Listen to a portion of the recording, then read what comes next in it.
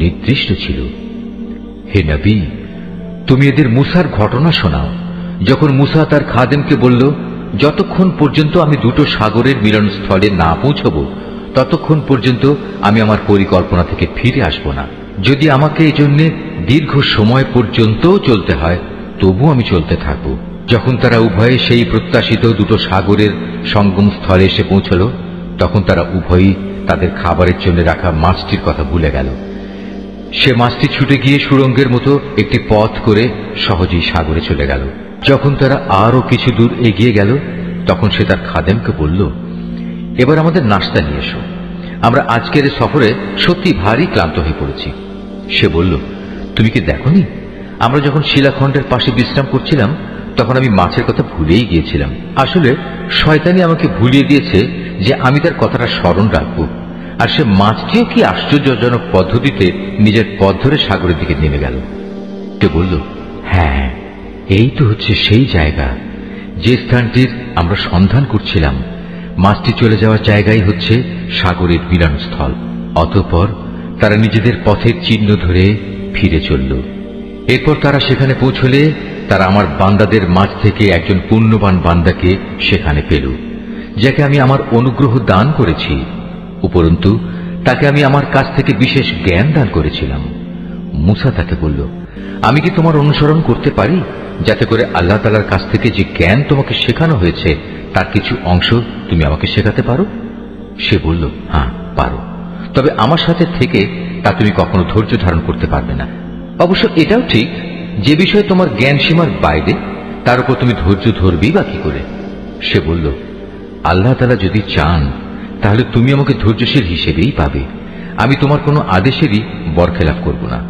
সে বলল, আচ্ছা, যদি তুমি আমাকে অনুসরণ করোই তাহলে কোনো বিষয় নিয়ে আমাকে কিছু জিজ্ঞেস করবে না, যতক্ষণ না সে কথা আমি নিজেই তোমাকে বলে দেব। অতঃপর তারা দুজন পথ চলতে শুরু করল। নদীর পাড়ে এসে উভয়ই একটি নৌকায় আরোহণ করল। নৌকায় উঠেই সে তাকে ছিদ্র করে দিল। সে বলল, তুমি কি এজন্য তাতে ছিদ্র করে দিলে যেন এর আরোহীদের তুমি ডুবিয়ে দিতে পারো? তুমি সত্যি এক গুরুতর অন্যায় কাজ করেছ। মুসার কথা শুনে সে বলল, আমি কি তোমাকে একথা বলিনি আমার সাথে থেকে তুমি কখনো ধৈর্য ধারণ করতে পারবে না? সে বলল, আমি যে ভুল করেছি সে ব্যাপারে তুমি আমাকে পাকড়াও করো না এবং এ ব্যাপারে আমার উপর বেশি কঠোরতাও আরোপ করো না। আবার তারা পথ চলতে শুরু করল। কিছু দূর গিয়ে তারা উভয়ে একটি কিশোর বালক পেল। সাথে সাথে সে তাকে হত্যা করে ফেলল। এই কাজ দেখে সে বলল, তুমি তো কোন রকম হত্যার অপরাধ ছাড়াই একটি নিষ্পাপ জীবনকে বিনাশ করলে। তুমি সত্যি একটা গুরুতর অন্যায় কাজ করে ফেলেছ। সে বলল, আমি কি তোমাকে একথা বলিনি যে তুমি আমার সাথে থেকে ধৈর্য ধরতে পারবে না? সে বলল, যদি এরপর আর একটি কথাও আমি তোমাকে জিজ্ঞেস করি তাহলে তুমি আমাকে তোমার সাথে রেখো না। অবশ্য এখন তো তুমি আমার পক্ষ থেকে ওজর পেশ করার প্রান্ত সীমায় পৌঁছে গেছো। আবার তারা চলতে শুরু করলো। কিছু দূর এগিয়ে তারা জনপদের অধিবাসীদের কাছে পৌঁছল। সেখানে পৌঁছে তারা সেই জনপদের অধিবাসীদের কাছে কিছু খাবার চাইল, কিন্তু তারা তাদের মেহমানদারি করতে অস্বীকার করল। অতঃপর সেখানে তারা একটি পতনোন্মুখ পুরনো প্রাচীর দেখতে পেল।